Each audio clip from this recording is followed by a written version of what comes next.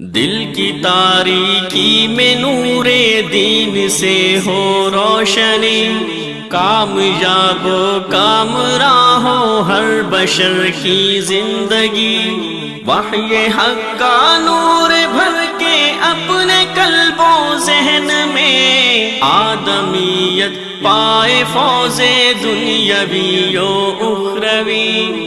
مسجد اسحاق میں آئیے سنیے درس قرآن و حدیث۔ محترم بھائیوں، بزرگوں اور عزیزوں، اللہ وحدہ لا شریک نے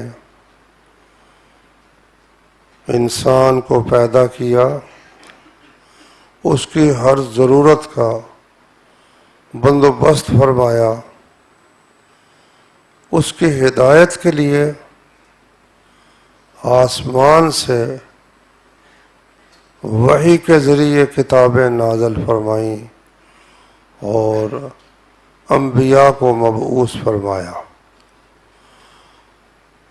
اور ساتھ ہی حکم دیا اتبعوا ما انزل الیکم من ربکم ولا تتبعوا من دونہ اولیاء، جو کچھ تمہاری طرف تمہارے رب کی جانب سے نازل کیا گیا ہے اس کی پیروی کرو، اور اس کے علاوہ دوسرے اولیاء کی پیروی مت کرو۔ تو میرے بھائیوں، اس کی قرآن مجید میں کئی جگہ تاکید کی گئی ہے کہ تم نے نبی کریم صلی اللہ علیہ وسلم کے پیچھے پیچھے چلنا ہے، جیسا کہ فرمایا قل ان کنتم تحبون اللہ فاتبعونی، اے نبی ان سے کہہ دیجئے کہ اگر تم اللہ سے محبت کرتے ہو تو میری پیروی کرو، میرے پیچھے پیچھے چلو۔ یحببکم اللہ ویغفر لکم ذنوبکم، اس کا نتیجہ یہ ہوگا کہ اللہ تم سے محبت کرے گا اور تمہارے گناہ معاف کر دے گا، اور اللہ غفور الرحیم ہے۔ تو پیروی بھی نبی کریم صلی اللہ علیہ وسلم کی، جو کچھ وہ کرتے ہیں وہ کرنا، اور جو کچھ کہتے ہیں اس کی تعمیل کرنا، اسے اطاعت کہتے ہیں۔ قل اطیعوا اللہ والرسول، کہہ دیجئے اللہ کا حکم مانو اور رسول کا حکم مانو۔ فَإِن تَوَلَّوْا، اگر وہ منہ موڑتے ہیں اللہ کی اطاعت سے، نبی کی اطاعت سے، فَإِنَّ اللَّهَ لَا يُحِبُّ الْكَافِرِينَ، اللہ تعالیٰ پھر کافروں سے محبت نہیں کرتا۔ مطلب کیا نکلا کہ جو شخص اللہ اور اس کی اطاعت سے منہ موڑتا ہے در حقیقت وہ مسلمان نہیں ہے بلکہ کافر ہے، اور کافروں سے اللہ تعالیٰ محبت نہیں کرتا۔ اسی طرح اللہ تعالیٰ نے فرمایا یا ایھا الذین آمنوا لا تقدموا بین یدی اللہ ورسولہ، اے لوگو جو ایمان لائے ہو، اللہ سے اور اس کے رسول سے آگے مت بڑھو، پیچھے پیچھے چلنا ہے، جو کچھ وہ کہتے ہیں وہ کرنا ہے، اور کسی بھی شخص کی بات جو ہے وہ اللہ اور اس کے رسول کے اگر خلاف ہے تو اس کو تسلیم نہیں کرنا، کیونکہ آسمان سے جو چیز اتری ہے وحی الہی وہ یا قرآن مجید ہے یا رسول اللہ صلی اللہ علیہ وسلم کی سنت اور حدیث ہے۔ میرے بھائیوں، ہر کام کرتے وقت دو باتیں اپنے ذہن میں رکھیں، اگر وہ دونوں سوالوں کے جواب آپ کے پاس موجود ہیں، درست موجود ہیں، تو آپ کامیاب ہیں، اور اگر ان سوالوں کا جواب درست آپ کے پاس موجود نہیں ہے تو پھر آپ ناکام ہیں۔ وہ دو سوال یہ ہیں کہ اے بندے، تو جو یہ کام کر رہا ہے کیوں کر رہا ہے، کس لیے کر رہا ہے، اور دوسرا سوال یہ ہے کہ تو جو یہ کام کر رہا ہے تو کس طرح کر رہا ہے، کس طریقے پر کر رہا ہے۔ پہلے سوال کا جواب اگر یہ ہے کہ میں یہ کام جو کر رہا ہوں صرف اپنے رب تعالیٰ کو راضی کرنے کے لیے کر رہا ہوں، تو ایک سوال کا جواب ٹھیک ہو گیا، درست ہو گیا۔ قل ان صلاتی ونسکی ومحیای ومماتی للہ رب العالمین، کہہ دے اے میرے حبیب کہ میری نماز اور میری قربانی اور میری زندگی اور میری موت اللہ رب العالمین کے لیے ہے، لا شریک لہ، اس کا کوئی شریک نہیں، وبذالک امرت، اسی کا مجھے حکم دیا گیا ہے، وانا اول المسلمین، اور سب سے پہلے میں اللہ کا فرما بردار بندہ ہوں، وہ جو کچھ کہے گا میں کروں گا۔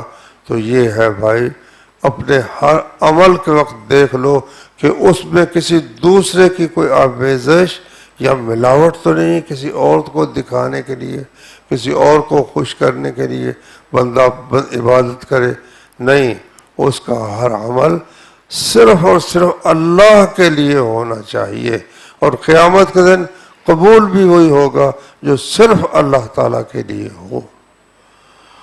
دوسرا سوال جو ہے کہ بندے تو کس طریقے پر کام کرتا ہے، اس کا جواب یہ ہے کہ میں حضرت محمد صلی اللہ علیہ وسلم کے بتائے ہوئے طریقے پر عمل کرتا ہوں۔ آپ نے زندگی میں پیش آنے والی ہر مشکل کا حل بیان فرما دیا ہے، ہر عبادت کا طریقہ اللہ تعالیٰ نے بیان فرما دیا ہے، اس لیے جو کچھ اللہ اور اس کے رسول نے جس طریقے پر کرنے کا حکم دیا ہے یا کر کے دکھایا ہے، اس طریقے کے مطابق اگر ہمارا عمل ہے تو وہ درست ہے۔ اس کی مثال ایسے ہے کہ جو سکہ چلتا ہے کسی ملک میں، اس ملک کی حکومت کی مہر اگر اس سکے پر لگی ہوئی ہے تو وہ قبول ہوتا ہے، اور اگر جعل سازی کے ساتھ کوئی سکہ بنایا جائے تو پھر وہ قبول نہیں ہوتا۔ اسی طرح جس عمل پر مدینہ اور مکہ کی مہر لگی ہوئی ہے کہ یہ عمل حضرت محمد صلی اللہ علیہ وسلم نے کیا ہے، وہ قبول ہے، اور اگر وہ نہیں کیا تو خواہ وہ حضرت ابو بکر رضی اللہ عنہ کا عمل کیوں نہ ہو، حضرت عمر رضی اللہ عنہ کا عمل کیوں نہ ہو، حضرت عثمان رضی اللہ عنہ کا، غرض بڑے سے بڑی شخصیت کا بھی وہ عمل نہ ہو، اگر وہ اللہ اور اس کے رسول کی بات کے مقابلے میں آ جاتا ہے پھر اس کو تسلیم نہیں کیا جائے گا۔ ترمذی شریف میں حدیث ہے کہ حج جب ہم لوگ کرتے ہیں اس وقت بھی تو پہلے جا کر عمرہ ادا کرتے ہیں، پھر احرام کھول دیتے ہیں، پھر حج کے دنوں میں نئے سرے سے حج کا احرام باندھ کر حج ادا کرتے ہیں۔ ایک ہی سفر میں دونوں فریضے ادا ہو گئے، عمرہ بھی ادا ہو گیا، حج بھی ادا ہو گیا، کیونکہ اللہ کے رسول صلی اللہ علیہ وسلم نے یہی طریقہ صحابہ کرام کو بتایا تھا۔ اب حضرت عمر رضی اللہ عنہ کا خیال یہ تھا کہ بھئی یہ کٹھے ہی لوگ عمرہ اور حج کر کے چلے جاتے ہیں، دوسرے دنوں میں یہ حرم کے اندر وہ رونق نہیں ہوتی، اس لیے انہوں نے حکم دیا بھئی صرف حج کیا کرو، عمرہ ادا نہ کیا کرو ایک سفر میں، اس کو حج تمتع کہتے ہیں۔ تمتع سے حضرت عمر رضی اللہ عنہ نے لوگوں کو روک دیا، تو حضرت عبداللہ بن عمر ان کے بیٹے، انہوں نے احرام باندھا، اور انہوں نے احرام باندھتے وقت کہا لبیک بحج و عمرۃ، یا اللہ میں حج اور عمرہ دونوں کام کرنے کے لیے حاضر ہوں، میرا یہ احرام دونوں کاموں کے لیے ہے۔ تو اس پر پھر لوگوں نے ان سے پوچھا کہ آپ یہ کیا کر رہے ہیں، آپ کے والد صاحب امیر المومنین ہیں اور آپ ان کی خلاف ورزی کر رہے ہیں، انہوں نے حکم دیا ہے کہ ایک سفر میں حج عمرہ ادا نہ کیا جائے، اور آپ اکٹھا ایک سفر میں حج عمرہ دونوں ادا کر رہے ہیں۔ انہوں نے کیا خوبصورت جواب دیا، کہنے لگے یہ بتاؤ کہ اگر ایک طرف اللہ اور اس کے رسول صلی اللہ علیہ وسلم کا حکم ہو اور ایک طرف میرے والد صاحب کا حکم ہو، امر ابی یتبع ام امر رسول اللہ صلی اللہ علیہ وسلم، تو پھر کس کے حکم پر چلا جائے گا؟ کیا میرے والد صاحب کے حکم پر چلا جائے گا یا رسول اللہ صلی اللہ علیہ وسلم کے حکم پر چلا جائے گا؟ تو بھائیو، اس چیز کو جب آدمی مد نظر رکھتا ہے تو تمام فرقے ختم ہو جاتے ہیں۔ فرقے اس لیے ہیں کہ قرآن کی آیت آ جائے یا حدیث آ جائے، میرے بزرگ نے یا میرے امام نے تو یوں کہا ہے، اس لیے وہ تو قرآن کا مطلب، حدیث کا مطلب ہم سے زیادہ سمجھتے تھے، اس لیے بے شک ان کا عمل قرآن حدیث کے خلاف ہے، لیکن ہم تو امام کی بات پر ہی عمل کریں گے۔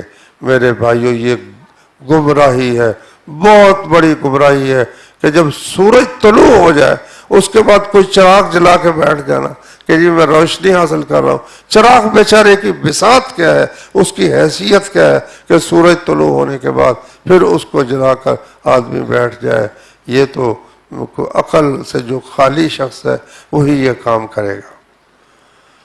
تو زندگی کے ہر مرحلے کے لیے اللہ کے رسول صلی اللہ علیہ وسلم کی رہنمائی موجود ہے، لیکن تقریباً لوگوں نے ہر کام میں ہی اللہ کے نبی کی مخالفت کے راستے نکال لیے ہیں۔ ان میں سے ایک چیز یہ بھی ہے کہ اللہ اور اس کے رسول صلی اللہ علیہ وسلم نے تاکید فرمائی کہ اپنے دل کو ہر قسم کے گناہوں سے پاک صاف کرو، پاک صاف رکھو۔ قد افلح من تزکا وذکر اسم ربہ فصلی، وہ شخص یقیناً کامیاب ہو گیا جس نے تزکا، پاکیزگی حاصل کر لی، تزکیہ نفس کر لیا، اپنے آپ کو جو غلط عادتیں ہیں، حرص ہے، بخل ہے، کنجوسی ہے، اسی طرح بزدلی ہے، جھوٹ ہے، دھوکہ ہے، غرض ہر قسم کے گناہ سے جس نے اپنے آپ کو پاک کر لیا وہ کامیاب ہو گیا۔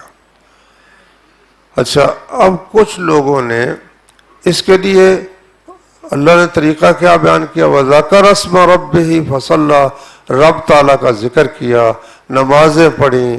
تو یہ ہے طریقہ نفس کو پاک کرنے کا کہ سب سے پہلے فرائض ادا کرے، ان کی پابندی کرے، اس کے ساتھ نوافل بھی ادا کرے، فرض نمازیں بھی، اس کے ساتھ کچھ نفل نمازیں، فرض روزے، کچھ نفل روزے، اسی طرح زکوٰۃ فرض بھی ادا کرے اور نفل بھی خرچ کرے۔ یہ ہے جو طریقہ رسول اللہ صلی اللہ علیہ وسلم نے بتایا۔ اب بعض لوگوں نے یہ کہا کہ بھائی وہ جو تھا نا دل کا پاک ہونا، تزکیہ نفس، یہ نبی کریم صلی اللہ علیہ وسلم کی صحبت سے حاصل ہو جاتا تھا، اب چونکہ وہ صحبت نہیں رہی اس لیے کچھ نئے طریقے اختیار کرنے پڑیں گے جن کے ساتھ انسان کی طبیعت ہر قسم کی رذالتوں اور کمینگیوں سے پاک ہو جائے۔ لو، یہ پہلا ہی قدم وہ اللہ اور اس کے حکم کے خلاف اٹھا ہے۔ مطلب اس کا کیا نکلا کہ اللہ اور اس کے رسول نے باقی تو سب کچھ بتا دیا ہے، لیکن تزکیہ نفس کا طریقہ اللہ اور اس کے رسول صلی اللہ علیہ وسلم نے نہیں بتایا۔ بھائی یہ تو بہت بڑی گمراہی کی بات ہے۔ اللہ نے قرآن میں فرمایا الیوم اکملت لکم دینکم واتممت علیکم نعمتی، آج کے دن میں نے تمہارا دین تمہارے لیے مکمل کر دیا اور تم پر اپنی نعمت تمام کر دی، ورضیت لکم الاسلام دینا، اور تمہارے لیے اسلام کو بطور دین پسند کر لیا۔ دین کامل ہے۔ حضرت امام مالک رحمۃ اللہ علیہ نے فرمایا جو شخص دین میں کوئی نئی چیز نکالتا ہے در حقیقت وہ یہ کہتا ہے کہ حضرت محمد صلی اللہ علیہ وسلم دین کو ناقص چھوڑ گئے ہیں، وہ کمی اب میں پوری کرتا ہوں۔ یہ تو بہت بری بات ہے اور بہت بڑی تہمت ہے اللہ اور اس کے رسول صلی اللہ علیہ وسلم پر، بہت بڑا بہتان ہے۔ اب یہ بہانہ بنا کر انہوں نے ایک مستقل دین کی ابتدا کی جو اس دین سے بالکل الگ ہے جو دین حضرت محمد صلی اللہ علیہ وسلم پر اترا تھا۔ نام وہ یہی لیں گے، جی قرآن مجید، جی حدیث رسول، جی اللہ کا ذکر، لیکن طریقے وہ اختیار انہوں نے کیے ہیں جو نہ اللہ نے بتائے ہیں، نہ اس کے رسول صلی اللہ علیہ وسلم نے بتائے ہیں، اور نہ دین میں ان کا کہیں ذکر ہے۔ لو، سب سے پہلا کام وہ کیا کرتے ہیں کہ جی مرشد پکڑنا یہ بہت ضروری ہے۔ مرشد پکڑنا بہت ضروری ہے۔ اس کے لیے پھر وہ تلاش کرتے ہیں کوئی ایسا بزرگ جو کوئی نہ کوئی کرامت دکھائے، کوئی عجیب و غریب قسم کی چیزیں شعبدے دکھائے، تو ایسے شخص کی پھر وہ بیعت کر لیتے ہیں۔ اور بیعت کیا ہوتی ہے؟ بیعت یہ ہوتی ہے کہ بھئی جو کچھ میں نے کہنا ہے تم نے اس پر عمل کرنا ہے، خواہ وہ تمہیں قرآن کے مطابق نظر آئے یا حدیث کے مطابق نظر آئے، اور خواہ وہ قرآن و حدیث کے خلاف نظر آئے، کیونکہ مرشد کو سب پتہ ہوتا ہے کہ اس مرید کا کیا علاج کرنا ہے اور اس کے لیے کون سی چیز جو ہے وہ ضروری ہے۔ لوگ پہلے قدم پر ہی انہوں نے انسان کو وہ سیدھے راستے سے ہٹا دیا، کیونکہ نبی صلی اللہ علیہ وسلم اسلام کی بیعت تو لیتے تھے، پھر نبی کریم صلی اللہ علیہ وسلم نے جہاد کی بیعت بھی لی، صلح حدیبیہ کے موقع پر اس کی بیعت بھی لیتے تھے، توبہ کی بیعت بھی لیتے تھے، او میرے ہاتھ پر بیعت کرو، تم زنا نہیں کرو گے، چوری نہیں کرو گے، اور یہ بھی بیعت بعض اوقات لی کہ تم کسی سے کوئی چیز مانگو گے نہیں۔ لیکن جب نبی کریم صلی اللہ علیہ وسلم فوت ہو گئے تو پھر ایک تو بیعت خلافت رہ گئی، بیعت خلافت کہ میں آپ کو خلیفہ تسلیم کرتا ہوں، امیر مانتا ہوں، یہ بیعت تو باقی ہے۔ اس کے علاوہ صحابہ کرام میں سے کسی شخص نے بیعت کا سلسلہ شروع کیا ہو کہ میں توبہ کی بیعت تم سے لیتا ہوں، 5 10 20 وہ حضرت عمر رضی اللہ عنہ، 5 10 20 حضرت عثمان، کوئی 10 20 حضرت ابو ہریرہ، کوئی 10 20 برا بن عازب، اپنے اپنی بیڑے اکٹھی کر کے تو ان کا حلقہ اپنا بنا لیا ہو اور وہ صرف اپنے مرشد سے ہی رہنمائی حاصل کرتے ہو، ایسی آپ کو ایک مثال بھی نہیں ملے گی۔ اچھا، پھر یہ ہے کہ جو بات ہے وہ مرشد سے پوچھنی ہے، کسی دوسرے عالم سے پوچھنی نہیں، کوئی دوسرا عالم اگر بتائے بھی تو اس کے پیچھے چلنا نہیں ہے، چلنا صرف مرشد کے پیچھے۔ یہ بنیادی طور پر یہ بغاوت ہے محمد رسول اللہ صلی اللہ علیہ وسلم۔ ان کی فرما برداری کا طریقہ تو یہ ہے، اس مسئلے کی ضرورت ہے تو اس عالم سے بھی پوچھ لو، کسی دوسرے سے پوچھ لو، کسی تیسرے سے پوچھ لو۔ استاد کیا ایک ہی استاد سے سب کچھ پڑھنا، یہ کہاں لکھا ہوا ہے؟ ایک استاد سے بھی آپ پڑھ سکتے ہیں، دوسرے سے بھی، تیسرے سے بھی، چوتھے سے بھی، بلکہ حضرت امام بخاری رحمۃ اللہ علیہ کہتے ہیں میں نے 1000 سے زیادہ اساتذہ کرام سے حدیث حاصل کی ہے، اور محدثین کے حالات جب بیان کیے جاتے ہیں تو ان میں یہ خاص طور پر آتا ہے کہ اتنے مشائخ اور استادوں سے فلاں محدث نے علم حاصل کیا، تو وہ تو اگر آپ کہتے ہیں کہ شیخ جو ہے استاد ہی ہے نا، تو استاد سے ہم علم حاصل کرتے ہیں، تو ایک ہی استاد پر بیٹھ رہنا یہ کہاں لکھا ہوا ہے؟ اب مرشد پکڑ لیا، مرشد نے اب وظیفہ بتانا ہے۔ مرشد حق تو یہ ہے کہ وظیفہ بھی وہی کیا جائے جو اللہ اور اس کے رسول صلی اللہ علیہ وسلم نے بتایا۔ اب مثال کے طور پر سلام پھیرا، السلام علیکم ورحمۃ اللہ، السلام علیکم ورحمۃ اللہ، سلام پھیرتے ہی آپ دیکھیں گے کئی لوگ سر پر ہاتھ رکھ لیتے ہیں۔ کس لیے ہاتھ رکھا ہے بھائی؟ کہتے ہیں جی اگر پڑھا جائے نا یا قوی ہو تو دماغ مضبوط رہتا ہے۔ اچھا، ان سے یہ پوچھو کہ بھائی دماغ مضبوط رہنے کا یہ نسخہ جو آپ بتا رہے ہیں یہ نبی کریم صلی اللہ علیہ وسلم کو معلوم تھا یا نہیں تھا؟ انہوں نے اس پر عمل کیا ہے، صحابہ کرام نے اس پر عمل کیا ہے۔ کہتے ہیں جی مولانا اشرف علی تھانوی نے یہ نسخہ لکھا ہے۔ اب مولانا اشرف علی تھانوی کو یہ وحی کس نے کی کہ نماز کے بعد کے اذکار میں وہ اپنے پاس سے ایک ذکر شامل کر دے، اور ان کے ماننے والے جتنے ہیں تقریباً سب کو آپ دیکھیں گے کوئی اگر مسجد میں آیا ہوا ہے سلام پھیرتے ہی وہ سر پر ہاتھ رکھے گا اور یا قویو کا وظیفہ کرے گا۔ نہیں بھئی یہ اللہ کے نبی کہ تو معلوم ہے اللہ اکبر استغفر اللہ استغفر اللہ اللہم انت السلام ومنک السلام تبارکت یا ذا الجلال والاکرام.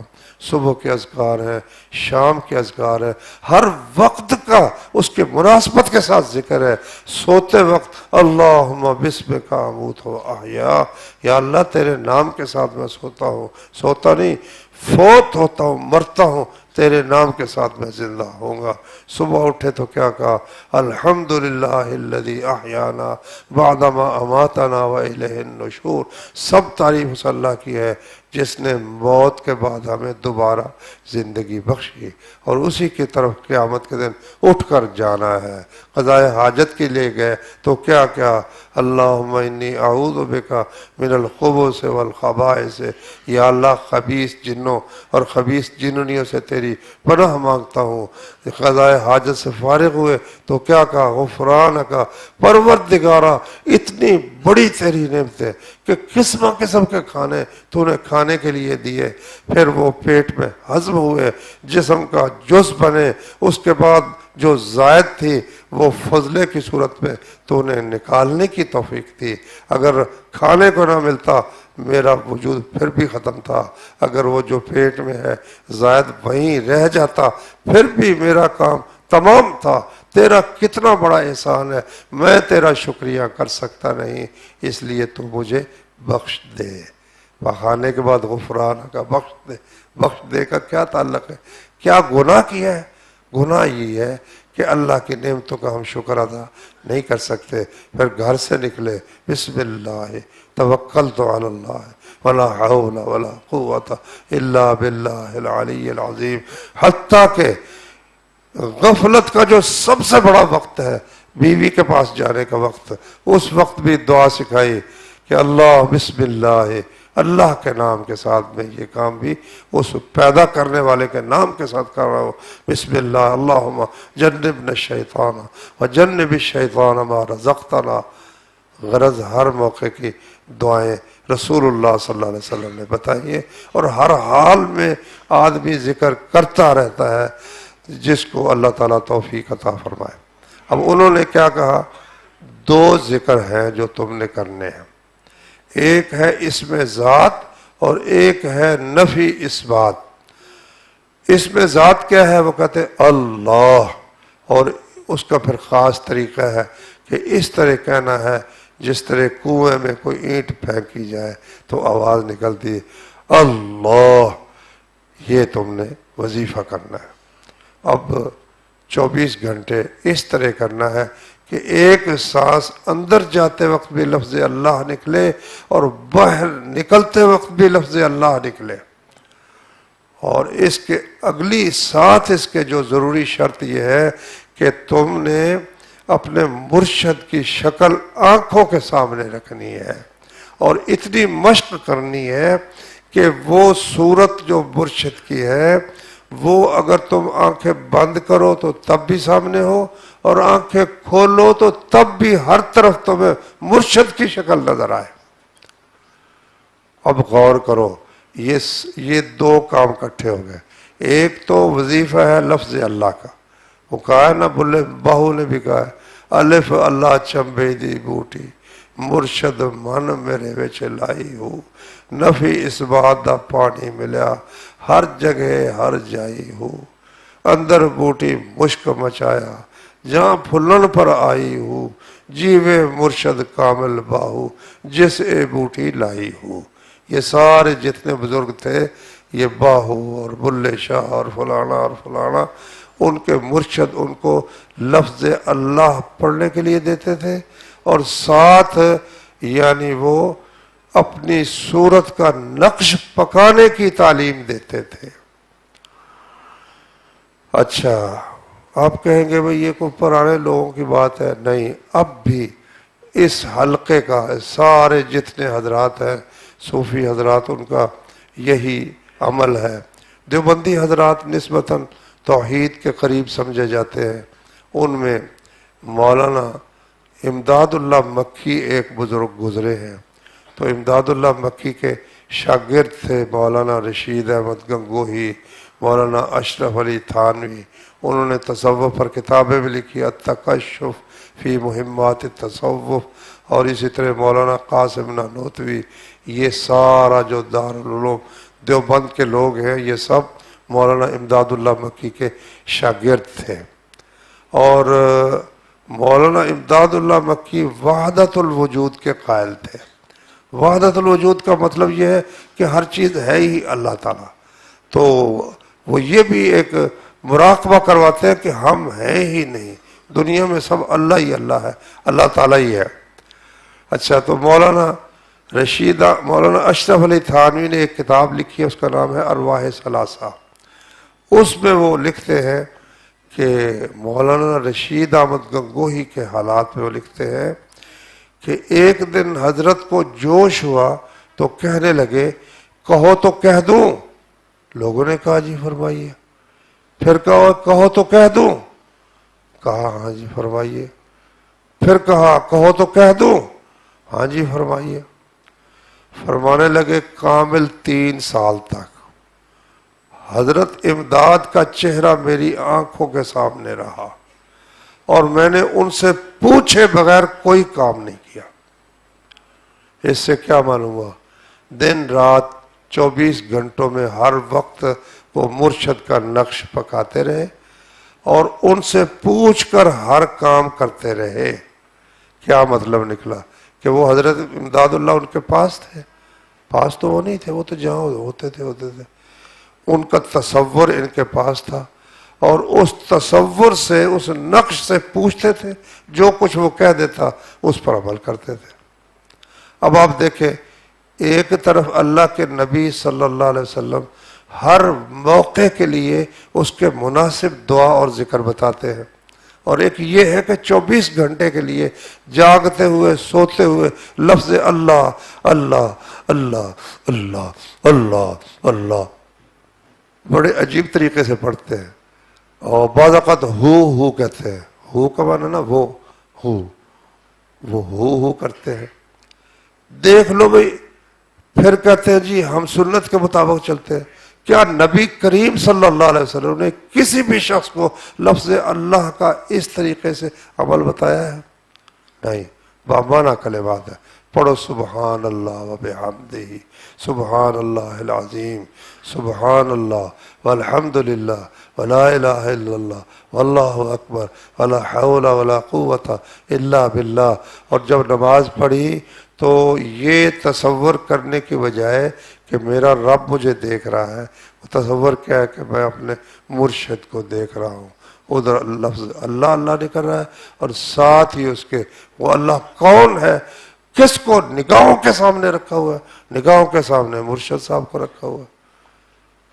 تو اس میں لکھا ارواح ثلاثہ میں، پھر کچھ اور جوش ہوا تو کہنے لگے کہو تو کہہ دوں۔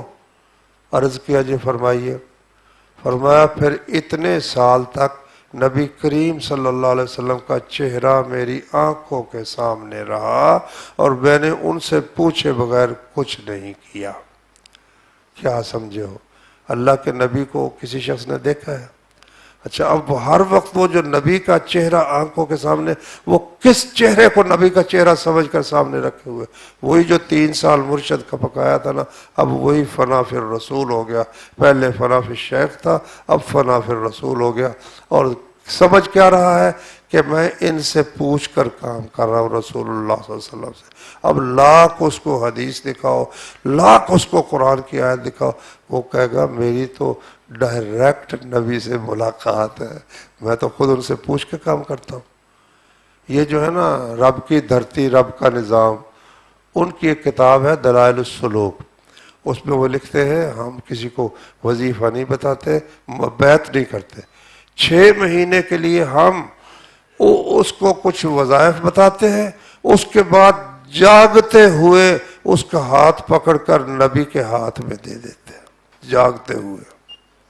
حضرت ابو بکر کو تو ملنے کے لیے تشریف نہ لائے، نہ حضرت عمر کو، جھگڑے بھی ہوئے، حضرت علی حضرت معاویہ کی اتنی جنگ ہوئی، ہزاروں آدمی قتل ہو گئے، ان کے پاس تو تشریف نہیں لائے، لیکن تم ہر کام نبی کریم صلی اللہ علیہ وسلم سے پوچھ کے کر رہے ہو۔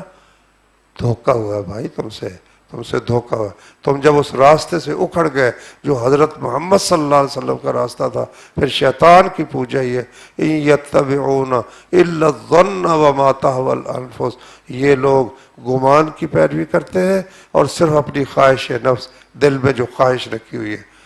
کہتے ہیں پھر کچھ اور جوش ہوا تو فرمایا کہہ دوں؟ ہاں جی فرمائیے. پھر بڑی مشکل سے کہا کہ جی پھر احسان کی منزل رہی. احسان یہ ہے نا کہ اللہ کی عبادت اس طرح کرو گویا کہ آنکھوں کے سامنے ہے. تو اب وہی نقشہ جو مرشد کا تھا پہلے رسول کا بنا، اب یوں سمجھو کہ پھر اللہ تعالیٰ سامنے آ گیا. یہ تو بھائی بالکل الگ راستہ ہے، خلاف ہے پیغمبر. کسے راہ گزید کہ ہرگز بمنزل نہ خواہد رسید. پیغمبر کے خلاف کوئی راستہ اختیار کرے گا تو وہ منزل مقصود پر کسی صورت پہنچ سکتا ہی نہیں ہے. تو اس لیے میرے بھائیوں اللہ کا شکر ادا کرو کہ نماز، اس لیے وہ ان کے بہت سے حلقے وہ کہتے ہیں نماز کوئی ضروری نہیں ہے، یہ جو مولویوں کی نماز ہے یہ تو ٹکرے ہیں، آؤ ہم تمہیں دکھاتے ہیں. وہ ہے شعبدہ بازی، دوسرے کے دماغ پر وہ اثر انداز ہو کر ان کو کچھ چیزیں نظر آنی شروع ہو جاتی ہیں تو وہ سمجھتے ہیں کہ بہت بڑا کمال اس سے حاصل ہوتا ہے.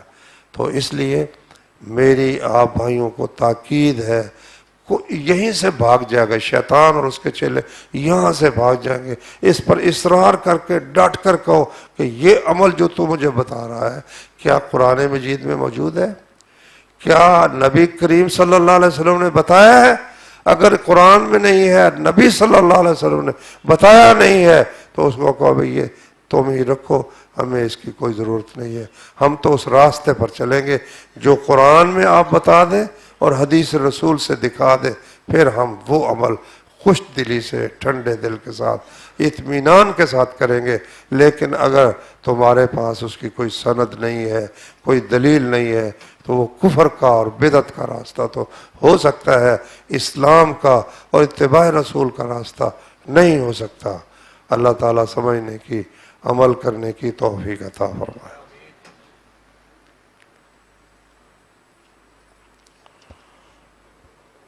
جن لوگ قرآن مجید میں آتا ہے جن لوگوں پر انعام کیا، اس سے کیا مراد ہے؟ اللہ کے ولیوں کو نہ خوف ہوگا نہ ڈر. قرآن پاک میں آتا ہے صدیق، شہداء، صالحین کا ذکر ہے. اس سے کیا مراد ہے؟ اللہ اکبر. ولی در حقیقت نہ لوگوں نے کوئی ایک عجیب و غریب قسم کے شخص کو سمجھ لیا ہے. حقیقت میں ہر مسلمان اللہ کا ولی ہے، کیونکہ دو ہی درجے ہیں، یا تو کوئی کسی کا دوست ہے یا وہ اس کا دشمن ہے. آپ اپنے متعلق سوچیں کہ کیا ہم اس صف میں ہیں جو اللہ سے دوستی رکھتے ہیں یا ہم اس صف میں ہیں جو اللہ سے دشمنی رکھتے ہیں؟ کیوں بھائی، دوستی رکھتے ہو کہ دشمنی؟ تو پھر اللہ کے دوست ہو کہ اللہ کے دشمن؟ دوست. موٹی سی بات. اور کسی کو کہے یار تو اللہ کا ولی ہے، کہ نہیں نہیں نہیں نہیں میں نہیں ولی، میں تو گنہگار ہوں. اچھا ولی گنہگار نہیں ہوتے؟ گنہگار تو نبی کریم صلی اللہ علیہ وسلم نے فرمایا کل بنی آدم خطاء، آدم کی ہر بیٹا ہی خطا کار ہے، لیکن خطا کاروں میں سے بہترین وہ لوگ ہیں جو توبہ کرنے والے ہیں. تو اس لیے ہر مسلمان ہی اللہ کا ولی ہے. اللہ ولی الذین آمنوا، مومن اللہ کے ولی، اللہ مومنوں کا ولی ہے. واللہ ولی الذین آمنوا. باقی یہ جو چار ہیں کہ انعم اللہ علیہم من النبیین، نبی تو آپ جانتے ہی ہیں، والصدیقین، جنہوں نے بہت زیادہ نبی کی تصدیق کی، ہر بات کی تصدیق کی، وہ صدیق ہے. اور صدیق کی تعریف قرآن میں اللہ نے جو فرمائی والذین آمنوا باللہ ورسولہ اولئک هم الصدیقون والشہداء عند ربہم. سورہ حدید میں فرمایا جن لوگوں نے اللہ اور اس کے رسول پر جو لوگ ایمان لائے یہ لوگ شہداء بھی ہیں، صدیق بھی یہی لوگ ہیں. تو کوئی الگ نہیں ہے. مسلمانوں کے اندر ہی جو گناہ سے بچتے ہیں، ہو جائے تو اللہ سے معافی مانگتے ہیں، کفر شرک سے اجتناب کرتے ہیں، وہ سب اللہ کے ولی ہیں.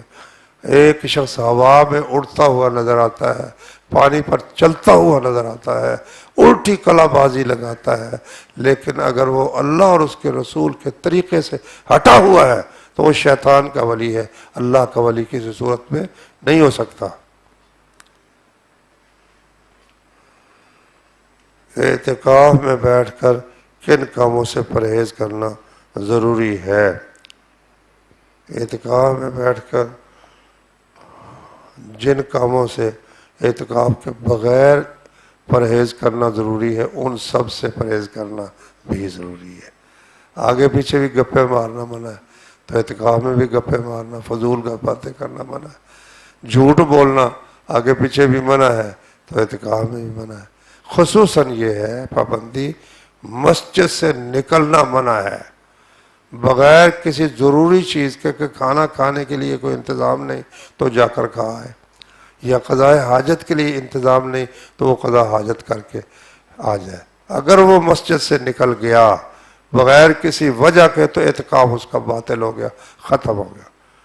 باقی مسجد میں رہے گا تو بیوی سے صحبت تو کر ہی نہیں سکتا، یہ تو نہیں کہ بیوی سے صحبت کر سکتا ہے، اور اگر باہر نکل گئے کوئی ایسی حرکت کرے گا تو نکلنے سے ہی اس کا اعتکاف ختم ہو گیا، اگلا کام تو پھر وہ اس سے بھی بڑا ہے۔ تو بس وہ جو کام نہیں ویسے بھی نہیں کرنے چاہیے وہ یہاں بھی، اور مسجد میں خرید و فروخت منع ہے تو خرید و فروخت یہ ویسے اعتکاف میں بھی منع، آگے پیچھے بھی منع، مسجد میں بھی منع، گم شدہ چیز کا اعلان مسجد میں منع، اعتکاف میں بھی منع۔ اگر نیکی کرتے ہوئے دل میں یہ وسوسہ پیدا ہوتا ہے کہ کہیں یہ ریاکاری میں شمار نہ ہو جائے تو کوئی دعا بتا دے ریاکاری سے بچنے کے لیے۔ دیکھو بھئی یہ شیطان کا داؤ ہے، جب نماز پڑھنے لگتا ہے تو وہ دل میں کرتا ہے کہ تو ریاکاری کے لیے کر رہا ہے، لوگ دیکھ رہے ہیں۔ بالکل نماز نہیں چھوڑنی چاہیے، اس کو کہا میں نہیں ریاکاری کے لیے کر رہا، تیری مہربانی تو جان چھوڑ دے، اور وہ کام جو کر رہا ہے اسے کرتے رہنا چاہیے۔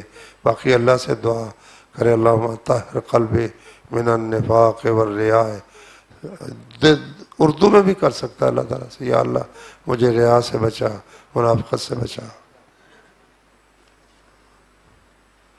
کیا بینکوں کا کام کرنا حرام ہے، اور اس میں جو ہم پیسے جمع کرواتے ہیں اس کے بارے میں جواب دے دیں۔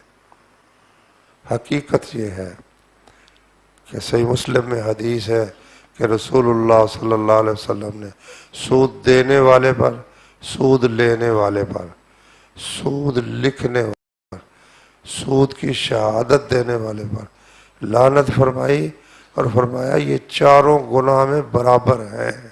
یہ نہیں کہ صرف لینے والا مجرم ہے، دینے والا بھی مجرم ہے، اس کے لکھنے والا کلرک وہ بھی مجرم ہے، اور جو گواہی لکھتا ہے وہ بھی مجرم ہے، چاروں ایک جیسے گناہگار ہیں۔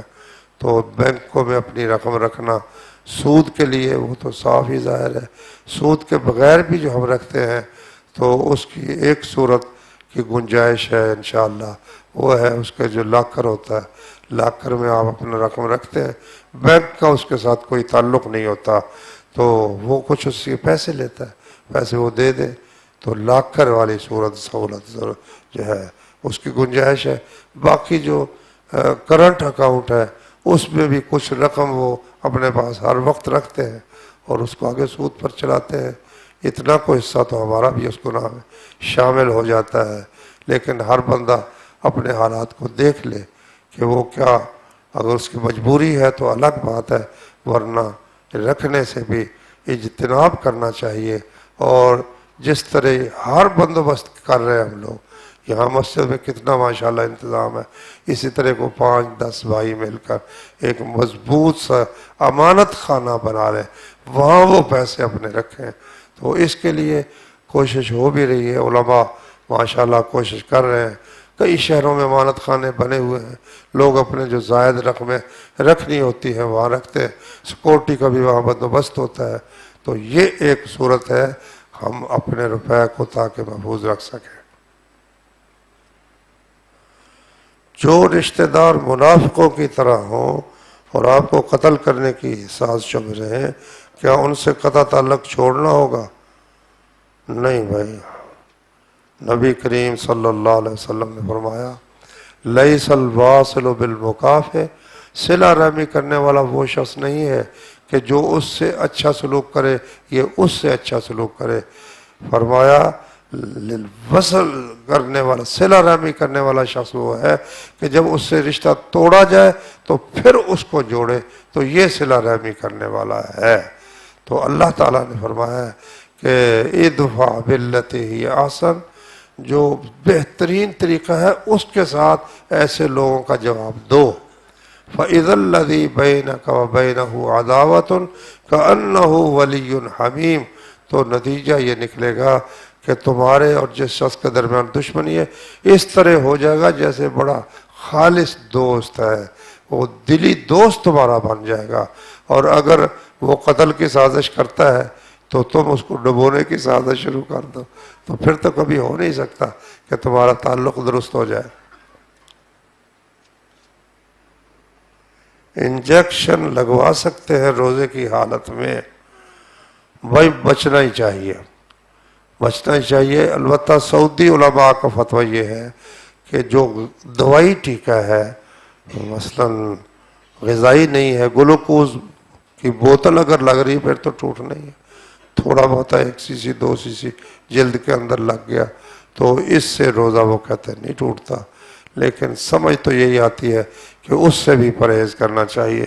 جب اللہ تعالیٰ نے بیماری میں اجازت دے دی ہے کہ بیمار ہو، تم یہ بھی نہیں کہا کہ بہت زبردست بیمار ہو، جس طرح کی بھی بیماری ہے آپ انجیکشن لگوا لیں اور روزہ بعد میں دوبارہ رکھ لیں، یا پھر تھوڑا انتظار کر کے مغرب کے بعد انجیکشن لگوا لیں۔ سجدہ سہو، سجدہ سہو کے متعلق سلام پھیرنے سے پہلے آپ 2 سجدے کر لیں یا سلام پھیرنے کے بعد، دونوں طرح انشاءاللہ درست ہے، جس میں سہولت ہو وہ آپ کر سکتے ہیں۔ فجر کی اذان ہوتے وقت روزہ رکھ سکتا ہے، کھا پی سکتا ہے یا نہیں؟ نبی کریم صلی اللہ علیہ وسلم نے فرمایا جو شخص اذان سنے اور برتن اس کے ہاتھ میں ہو، کھانا شروع کر چکا ہو، تو اپنی خواہش اس سے پوری کر لے۔ اس سے معلوم اگر کھا رہا ہے تو اذان کے درمیان اس کو مکمل کرتا ہے تو اس کی گنجائش ہے، لیکن اگر اذان کے ساتھ کھانا شروع کرتا ہے یہ جائز نہیں ہے، پھر اسے اذان سننے کے بعد کھانا شروع کرنا جائز نہیں ہے۔ میں ایک فیکٹری میں کام کرتا ہوں، وہاں پراویڈنٹ فنڈ جمع ہوتا ہے، آخر میں وہ دے دیا جاتا ہے، اس پر زکوٰۃ ہے کہ نہیں؟ نہیں بھی، وہ ہمیں ملا ہی نہیں ہے۔ جب تک ملا نہیں اس پر زکوٰۃ کیسے ہو سکتی ہے؟ وہ تو ان کے پاس ہے، اس لیے جب ملے گا اس وقت زکوٰۃ اس میں سے دی جائے گی۔ وہ بھی جو اپنے پیسے ہیں وہ آپ لے سکتے ہیں، اوپر جو سود دے رہے ہیں وہ آپ نہ لیں۔ پلاٹ خرید کر 2 یا 3 سال بعد بیچ دیتا ہوں، زکوٰۃ کیسے دینا ہے؟ پلاٹ جو اپنے مکان کے لیے خریدے اس پر زکوٰۃ نہیں ہے، اپنے فیکٹری کے لیے خریدے اس پر زکوٰۃ نہیں، دکان کے لیے خریدے زکوٰۃ نہیں ہے۔ اگر تجارت کے طور پر زمین خریدتا اور بیچتا ہے اس پر ہر سال کی زکوٰۃ ہے، تو اس کو ہر سال اس کی قیمت کا اندازہ کر کے زکوٰۃ دینی چاہیے۔ جنت میں زبان کون سی بولی گئی یا بولی جائے گی؟ حوالہ چاہیے۔ حوالہ میرے پاس اس وقت نہیں ہے، اللہ بہتر جانتا ہے کون سی زبان ہوگی۔ مشہور یہ ہے کہ عربی زبان ہوگی، لیکن اس کا کوئی حوالہ مجھے یاد نہیں ہے۔ کیا غسل سے پہلے وضو کرنا ضروری ہے؟ اس کا طریقہ کیا ہے؟ اللہ نے قرآن مجید میں فرمایا ہے وَإِن كُنتُمْ جُنُبًا فَطَّهَّرُوا، اگر تم جنبی ہو تو غسل کر لو۔ اگر کوئی شخص اپنے آپ پر نیت کر کے غسل کی، نیت تو ضروری ہے ہر کام میں، نیت کر کے سارے جسم پر پانی بہا لیتا ہے، کوئی حصہ اس کا خشک نہیں رہتا، تو اس کا غسل ہو گیا، اس کے ساتھ نماز پڑھنی جائز ہے۔ لیکن افضل طریقہ جو سنت ہے وہ یہ ہے کہ پہلے وضو کرے، استنجا کرے، پھر وضو کرے سر کے مسح تک، اس کے بعد سارا غسل کر کے آخر میں وہ جو ہے نا پاؤں دھو لے، یہ افضل طریقہ ہے، ثواب اس میں زیادہ ہے۔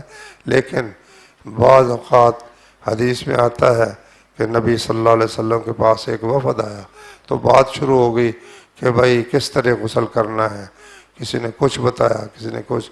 آپ نے فرمایا میں تو اپنے سر پر 3 دفعہ پانی بہا لیتا ہوں۔ اس میں آپ نے یہ ذکر نہیں کیا کہ میں پہلے وضو کرتا ہوں، آپ نے فرمایا میں تو 3 دفعہ اپنے سر پر پانی بہا لیتا ہوں۔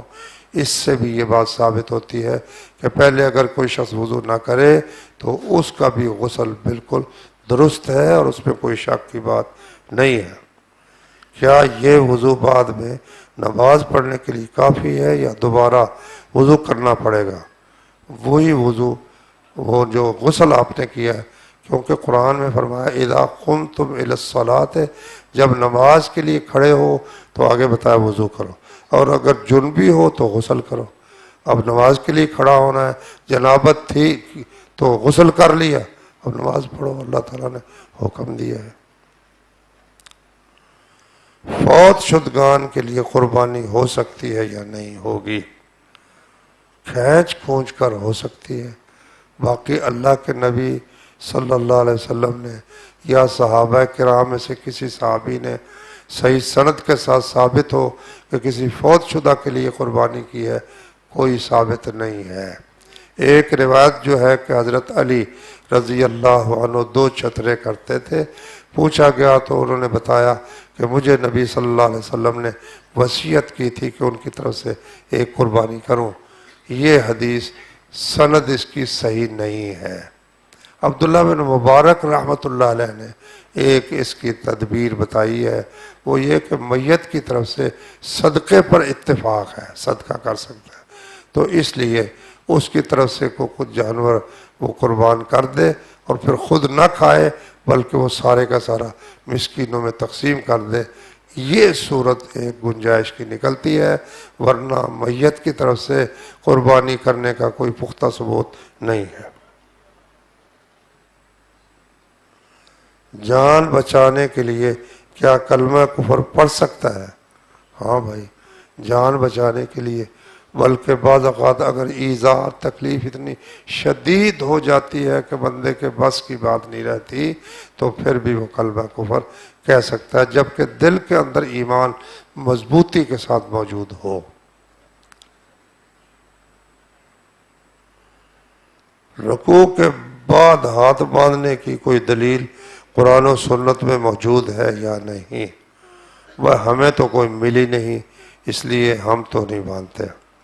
فطرانہ کتنا ہے اور کب ادا کرنا چاہیے؟ فطرانہ ایک ٹوپا جو 2 کلو اور کچھ 40-50 یا 100 گرام زائد گندم کا یہ نکلتا ہے، تو یہ ہے اس کا جو وزن ہے۔ نبی صلی اللہ علیہ وسلم ہر مسلمان پر، چھوٹا ہو بڑا ہو، مرد ہو عورت ہو، سب پر عید سے پہلے نکالنے کا حکم دیا، جو کہ مساکین کو دیا جائے۔ 2 ستونوں امام کے پیچھے نماز تراویح میں قرآن پاک پکڑ کر دیکھ کر سن سکتا ہے؟ ہاں بھائی سن سکتا ہے، کوئی حرج کی بات نہیں ہے۔ 2 ستونوں کے درمیان با جماعت نماز ہو جاتی ہے یا نہیں؟ نہیں بھائی، ستونوں کے درمیان جب صف جہاں ٹوٹتی ہو وہاں کھڑے ہونا یہ درست نہیں ہے۔ امام البتہ 2 ستونوں کے درمیان کھڑا ہو سکتا ہے، اکیلا آدمی بھی کھڑا ہو سکتا ہے۔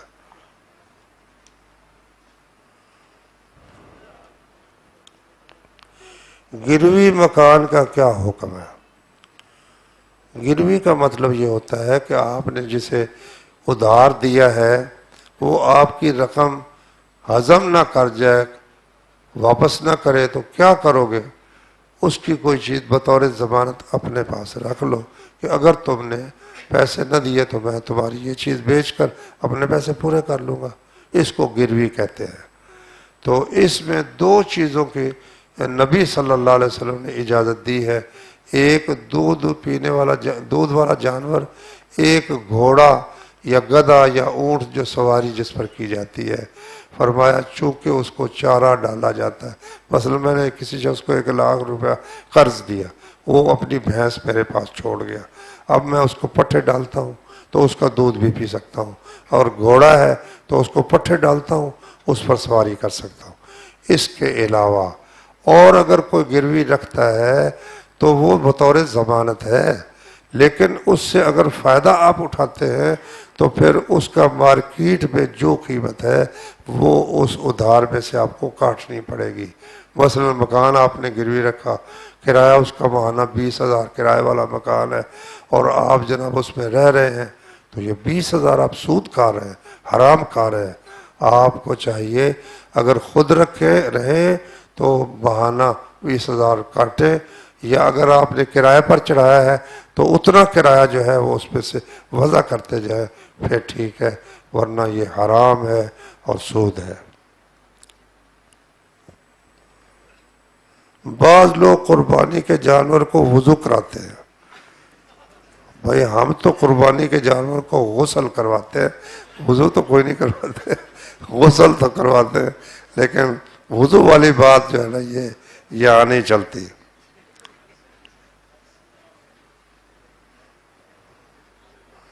کیا محبت میں اپنی والدہ کے پاؤں کو چوم سکتے ہیں؟ کیونکہ اللہ کے بعد ان کا بہت احترام آیا ہے.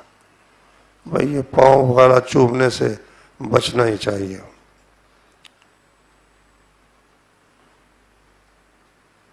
والدین کے احترام میں ہم کیا یہ تصور کر سکتے ہیں کہ اللہ نے اپنے بعد اپنا روح والدین میں تبدیل کر دیا ہے؟ توبہ استغفر اللہ. یہ بھائی توبہ کرو. اللہ تعالیٰ لیسا کمثلہ شیء، اللہ کی مثل کوئی شے ہے ہی نہیں، وہ کسی روپ میں آ سکتا ہی نہیں، اس کا روپ کو اختیار کر سکتا ہی نہیں ہے. کتنا بڑا ظلم ہے کہ کہے جی چاچڑ، وہ کہتے ہیں نا کہ چاچڑ وانگ مدینہ دس سے کوٹ بٹھن بیت اللہ، ظاہر دے وچ پیر فریدو باطن دے وچ اللہ. ہاں جی، وہی جو مستوی عرش تا خدا ہو کر اتر پڑا ہے مدینے میں مصطفیٰ ہو کر. جب ہم یہ نہیں کر سکتے کہ اللہ تعالیٰ نبی کی شکل میں آیا ہے تو ماں باپ کی شکل میں آئیے. توبہ کرو، ایسی بات کرنی بالکل حرام ہے، شرک ہے.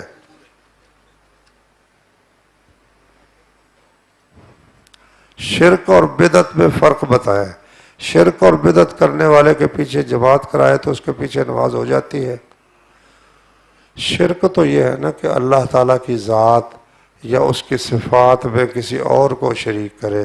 اللہ کی صفت ہے کہ وہ سب کچھ جانتا، عالم الغیب ہے، کسی اور کو بھی عالم الغیب جانے. اللہ غیبی طور پر مدد کرتا ہے، کسی اور کے متعلق بھی سمجھے وہ بھی غیبی مدد کرتے ہیں. یہ شرک ہے. اور بدعت یہ ہے کہ دین میں وہ کام شروع کر دینا جو اللہ اور اس کے رسول نے نہیں بتایا. تو نماز جو ہے مشرک کے پیچھے تو نہیں ہونی چاہیے. بدعت اگر کوئی کرتا ہے تو بہرحال گناہ گار ہے، مسلمان ہے لیکن گناہ گار ہے، اس کے پیچھے نماز پڑھی جا سکتی ہے. بیعت جہاد کے بارے میں وضاحت کر دیں. بیعت جہاد اب بھی اس کی گنجائش تو ہے نا کہ کوئی جو امیر ہے وہ ساتھیوں سے جہاد کی بیعت لے، گنجائش اس کی نکلتی ہے. لو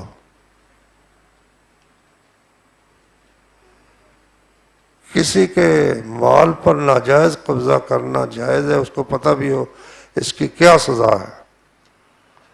سزا اس کی جو ہے نا وہ رسول اللہ صلی اللہ علیہ وسلم نے فرمایا ایسا نہ ہو کہ تم میں سے کوئی شخص اس نے کوئی اونٹ اپنے اوپر اس کے اوپر لدا ہوا ہو قیامت کے دن اور وہ مجھے کہے یا رسول اللہ یا رسول اللہ مجھے بچاؤ.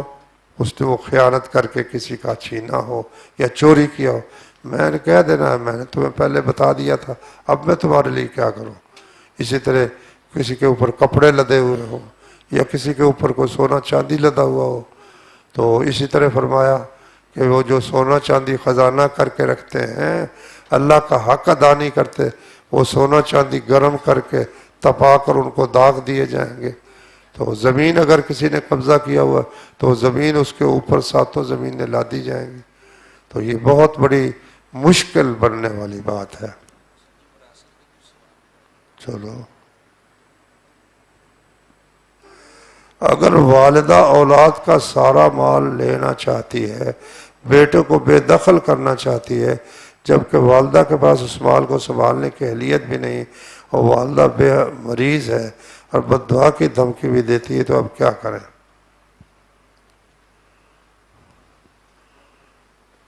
تو پھر اب والدہ کو بھی کچھ خیال کرنا چاہیے نا.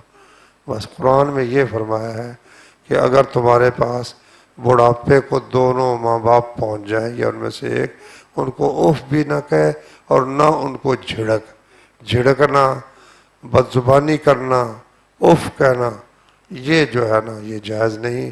لیکن اگر وہ حد سے تجاوز کرتے ہیں تو پھر لا یکلف اللہ نفسا الا وسعہا، آدمی اپنے کھانے کے لیے تو کچھ نہ کچھ رکھ ہی سکتا ہے، اپنی ضروریات کے لیے. تو والدہ کے ساتھ نرمی سے ان کو سمجھایا جائے، اور اگر اس پر وہ ضد کرتے ہیں تو پھر وہ بات نہ تسلیم کی جائے جو ان کی ناجائز بات ہے، لیکن لہجہ وہ نرمی کا اور جس طرح کو غلام ہوتا ہے ایسا لہجہ ہی والدہ کے ساتھ رکھنا چاہیے. ایک شخص کی بیوی نے اپنی بیٹی کے نام ایک مکان لگایا. بیوی فوت ہو گئی. اب اس شخص نے کہ بیوی کا دیا ہوا مکان اپنی بیٹی سے چھین لیا ہے، حالانکہ اس شخص کے پاس مکان بھی موجود ہے. بیٹی نے والد پر کیس کر دیا ہے.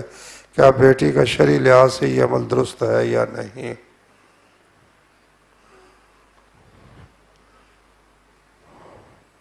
اس آدمی نے جب اپنی بیوی کے نام مکان لگایا، اب اس کے بعد دیکھنا یہ ہوگا کہ اس بیوی کی اور اولاد بھی ہے یا نہیں.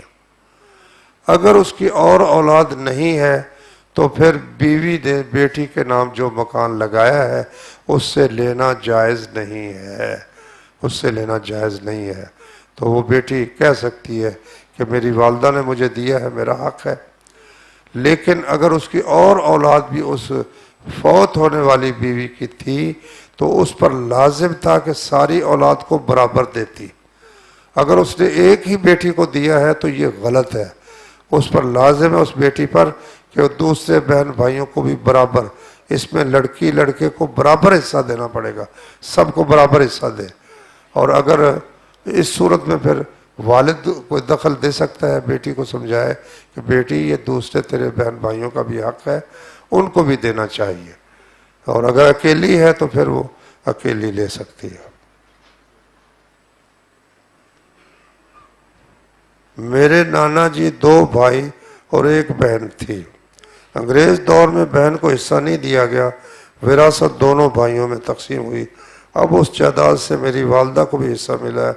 اب شریعت میں ہمارے لیے کیا حکم ہے؟ حکم یہ ہے اللہ کا شکر ادا کرو، والدہ کا حصہ مل گیا ہے تو الحمدللہ کہو.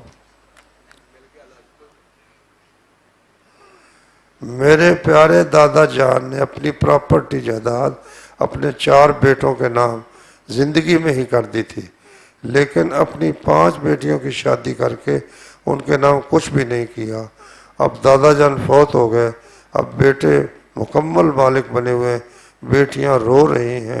اس کے بارے میں اللہ کا کیا حکم ہے؟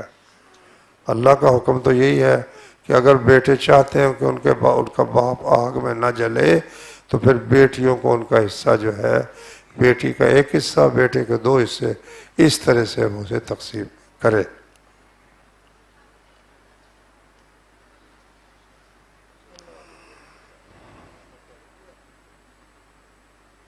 اگر ایک ماں اپنی زندگی میں بیماری کی حالت میں اپنی جمع شدہ رقم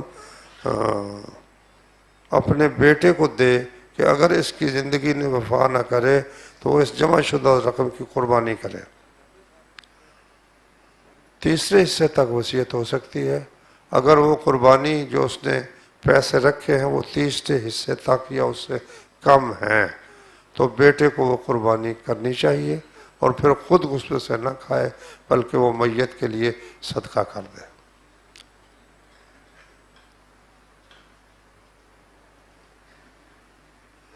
والد محترم وفات پا گئے، بینک میں رقم موجود تھی مگر لا علمی میں زکوٰۃ نہیں دے پائے، تو اب زکوٰۃ کس طرح دیں؟ کچھ علم نہیں، زکوٰۃ کتنے سال کی ہے؟ دیکھو بھائی، اگر تو انہوں نے وہ رکھی ہوئی ہے رقم، سود لیتے رہے، پھر تو مسئلہ بڑا ہی خطرناک ہے۔ لیکن اگر ویسے بینک میں رقم پڑی ہوئی ہے تو یہ پتہ لگ سکتا ہے، بینک کے حساب میں ہوتا ہے کہ فلاں موقع پر اتنے رقم جمع ہوئی فلاں، تو ان سالوں کی زکوٰۃ اس کے حساب سے اس کو دینی چاہیے۔ سبحانک اللہم۔ جی جی میرے گھر کے نزدیک دیوبند بریلوی لوگوں کی مسجدیں ہیں، تو ان میں نماز کرتا ہے، میں جو دن کا بغیر نہیں پڑھتا، تو کیا میں ان کے پیچھے نماز پڑھ سکتا ہوں؟ یہ میری نماز ہو سکتی ہے؟ کسی وقت اگر آدمی کو ایسی مجبوری بن جائے تو وہ ان کے ساتھ نماز پڑھ لے، نماز کی حالت میں تو شرک نہیں کرتے، تو اس لیے اگر نماز پڑھ لے تو انشاءاللہ گنجائش ہے۔ لیکن عام باقاعدہ ان کے پیچھے نماز پڑھنا، اس کا یہ نقصان ہے کہ ان کی تو اپنی نماز کا حال خراب ہے۔ نبی صلی اللہ علیہ وسلم نے فرمایا تھا اس کو جو جلدی جلدی پڑھتا تھا کہ تو دوبارہ نماز پڑھ، تو انہیں پڑھی ہی نہیں ہے، تو ایسی نماز کا پھر کیا فائدہ؟ اس لیے عام معمول یہ نہیں بنانا چاہیے۔